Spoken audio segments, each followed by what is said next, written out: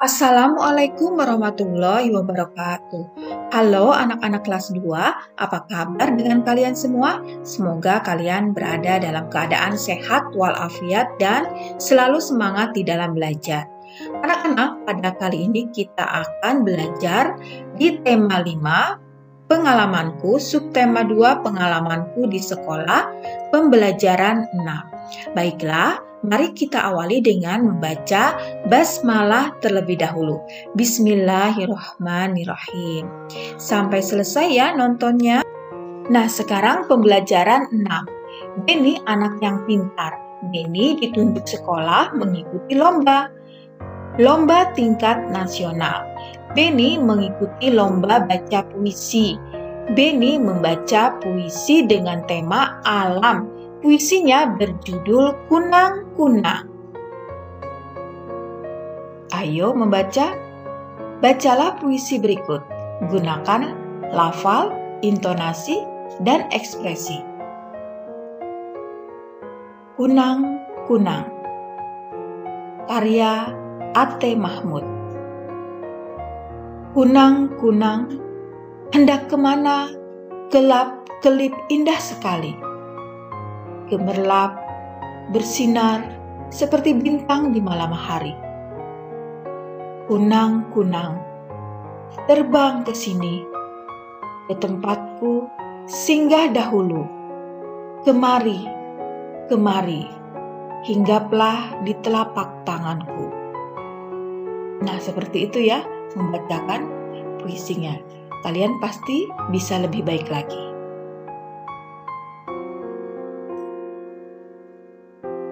Ayo mengamati, simaklah pembacaan puisi temanmu. Berikan pendapatmu.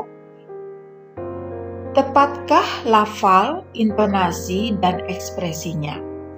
Lafal adalah pengucapan, bunyi bahasa, intonasi adalah tekanan, turun, naik, atau tinggi dan rendahnya, dan ekspresi. Ekspresi itu penghayatan, bisa dilihat dari mimiknya, raut wajahnya, raut mukanya, gerakannya saat dia melakukan atau membaca puisi tersebut. Ayo berdiskusi, perhatikan kata-kata berikut. Apa makna kata-kata tersebut? Diskusikan dengan temanmu. Kata-katanya adalah 1. Hinggap. Maknanya, ya betul, bertengger setelah terbang. Hendak, maknanya, ya, keinginan atau kemauan. Gemerlap, maknanya, ya, berkilauan, bersinar ya. Kemudian bintang, maknanya benda langit yang bercahaya, betul. Kemudian terbang, maknanya, ya, melayang di udara. Temukan kata-kata di atas dalam kolom berikut. Dengarkan petunjuk gurumu, kemudian kerjakan latihannya. Nah, sekarang ini ada kotak yang berisi huruf-huruf ya. Nah, cari huruf-huruf yang ada seperti kata-kata yang sudah kita bahas di depan tadi. Ayo mengamati. Ya, kata-kata apa saja? Hinggap, perhatikan garis yang bergaris bawah itu dibacanya hinggap ya. Dibaca dari bawah ke atas, tetapi miring ya, miring ke kanan. Nah, kemudian kata apa lagi? Iya, terbang. Oke, terbang berarti dibacanya dari atas ke bawah. T-E-R-B-A-N-G, dibaca terbang. Kemudian kata apa lagi? Ya, bagus. Bintang. Nah, kali ini dibacanya dari bawah ke atas ya. B-I-N-T-A-N-G, bintang. Kemudian apa lagi? Ya, betul. Ini adalah dibacanya hendak dari bawah ke atas. A-E-N-D-A-K, hendak. Ya, selanjutnya gemerlap, ya. Dibaca dari kiri ke kanan. G-E-M-E-R-A-R-L-A-P.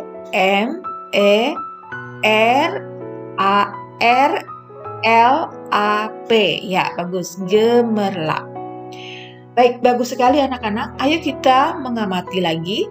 Amati gambar berikut. Gambar kunang-kunang yang sedang terbang. Kunang-kunang terbang di malam hari. Kunang-kunang tampak seperti bintang berkelap-kelip. Perhatikan gambarnya ya. Ya, sekarang ayo berlatih. Sudahkah kamu amati gambar di atas? Gambar dua orang anak yang sedang bermain bersama kunang-kunang? Ya, sudah ya. Buatlah pertanyaannya. Mintalah temanmu menjawabnya. Kalian pasti bisa ya membuat pertanyaan dengan bahasamu sendiri. Seperti contohnya seperti ini. Ya, kapan kunang-kunang muncul? Jawab teman, pada malam hari. Ya, perhatikan pada kalimat pertanyaannya ya. Kalimat pertanyaan selalu diakhiri dengan tanda tanya. Kemudian pada awal kalimat menggunakan huruf kapital. Perhatikan kata kapan ya. K menggunakan huruf kapital karena dia berada di awal kalimat. Kemudian ini pengulangan. Kunang-kunang ya. Diberi tanda strip ya, ini seperti tanda kurang. Nah, ini kalau pengulangan diberi seperti tanda kurang seperti ini ya. Kemudian jawaban teman, pada malam hari. Ya, seperti biasa pada kalimat awal huruf pertama menggunakan huruf kapital. Ini pada kata pada. P menggunakan huruf kapital atau huruf besar. Kemudian diakhiri dengan titik. Sekarang ayo menulis. Coba tulis sebuah puisi tentang kunang-kunang. Gunakan bahasamu sendiri. Contohnya seperti ini. Kunang-kunang. Kunang-kunang, rupamu indah bercahaya. Berkerlap-kerlip, penuh rupa. Penerang malam dari gulita. Kunang-kunang, hadirmu membawa suka. Akhirnya Benny mengikuti lomba. Benny sebagai wakil dari sekolah, peserta lomba dari berbagai sekolah. Sekolah-sekolah dari seluruh daerah di Indonesia. Warna kulit peserta berbeda. Agama peserta juga berbeda. Bahasa peserta juga berbeda. Ayo berlatih.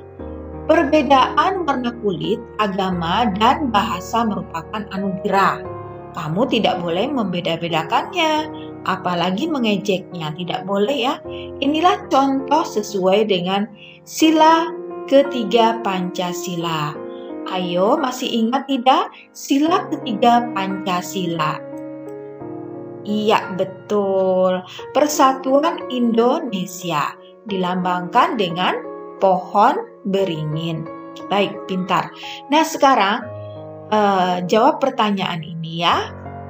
Berikan centang pada gambar atau contoh sila ketiga di sekolahmu. Jadi di sini gambar-gambar ini apakah mencerminkan pengamalan sila ketiga? Kalau mencerminkan berarti harus kita centang. Kemudian kalau tidak sesuai kita biarkan. Oke? Nah, sekarang perhatikan gambar pertama ya. Edo dan Benny, mereka bisa berteman ya dengan baik, padahal Edo berasal dari Maluku ya, dari Maluku. Edo kulitnya juga berbeda dengan Benny. Benny berasal dari Sumatera Utara atau Medan. Mereka bisa berteman dengan baik. Apakah hal ini sesuai dengan pengamalan sila ketiga Pancasila? Iya, betul, sesuai ya. Kita centang. Kemudian yang gambar berikutnya yang sebelah kanan, Udin dan Benny sedang sedang bersama-sama Membuat taman, anak-anak. Ya, membuat taman. Apakah ini sesuai dengan sila ketiga? Mereka bekerja sama dengan baik, ya. Apakah sesuai dengan sila ketiga? Ya, betul, sesuai ya. Bekerja sama dengan baik, ya, bersatu untuk satu tujuan, betul. Kemudian yang gambar selanjutnya, Beni menggunakan tas buatan Indonesia. Apakah ini juga sesuai dengan sila persatuan Indonesia? Ya, sesuai, kita centang. Karena Beni sangat mencintai produk Indonesia. Mencintai produk Indonesia merupakan pengamalan sila ketiga dari Pancasila. Oke, sekarang ke gambar berikutnya. Gambar berikutnya adalah anak-anak dan para guru sedang melakukan upacara bendera, ya.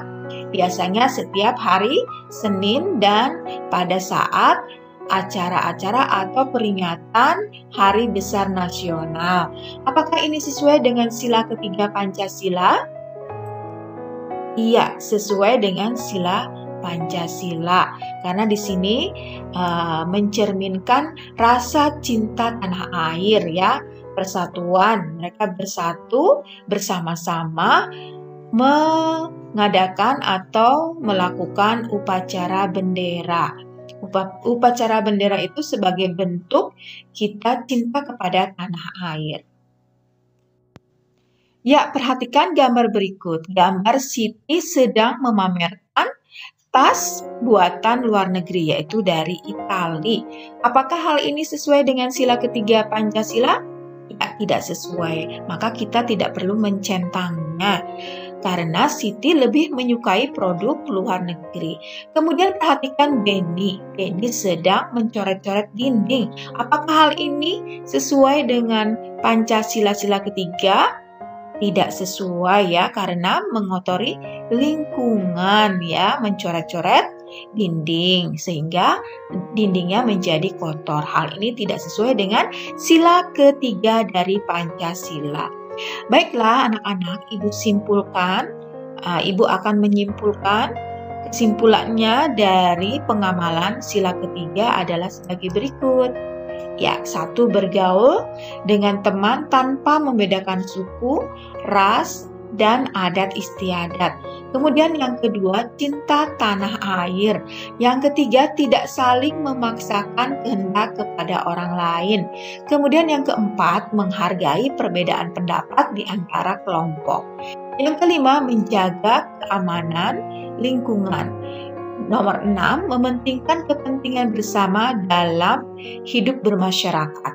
Yang ketujuh, bersikap toleransi dan mudah memaafkan. Ya, baiklah, ayo bercerita. Terapkan sikap sila ketiga Pancasila dalam kehidupanmu. Coba ceritakan sikap tersebut. Ya, kalian bisa menceritakannya dengan bahasa kalian sendiri, ya. Nah, kemudian Beni dan teman-teman belajar matematika. Ayo, sekarang kita berlatih matematika. Ya, ayo berlatih. Amati 5 jari temanmu. Ukur panjang jari temanmu. Catat hasil pengukuranmu. Tulis pada kolom yang tersedia. Nah, di sini Ibu sudah memberikan contoh hasil pengukuran panjang jari. Oke, lihat. Jari ibu jari panjangnya 4 cm. Telunjuk panjangnya 6 cm. Jari tengah 7 cm.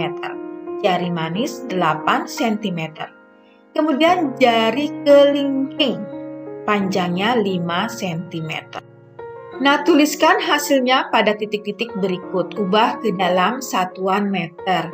Nah, pada pelajaran sebelumnya Ibu sudah menyampaikan sentimeter dirubah ke meter itu berarti dibagi dengan 100, ya.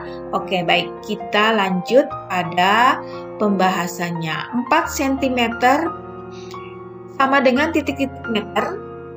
Caranya 4 per 100 atau 4 dibagi 100. 100 itu berarti 2 angka di belakang koma ya. Angka yang mana? Angkanya tentu kita ngambilnya dari pembilangnya. Pembilangnya adalah satu angka yaitu angka 4. Maka untuk 2 angka di belakang koma kita beri di depannya 0, kemudian koma dan 0 lagi. Jadi 0,04 ya. Perhatikan di belakang koma ada 2 angka, yaitu angka 0 dan angka 4. Maka kita tulis di sini hasilnya 0,04 ya. Kemudian pada soal yang kedua, 6 cm mau dirubah menjadi meter. Maka caranya seperti tadi, 6 per 100. 2 angka di belakang koma. 6 adalah satu angka, maka kita beri 0 untuk menjadi 2 angka. Jadi hasilnya 0,06. Kita tulis di sini anak-anak, 0,06. Kemudian soal yang ketiga sama saja ya. Soal yang ketiga, keempat, kelima caranya ya. Maka dihasilkan 0,07.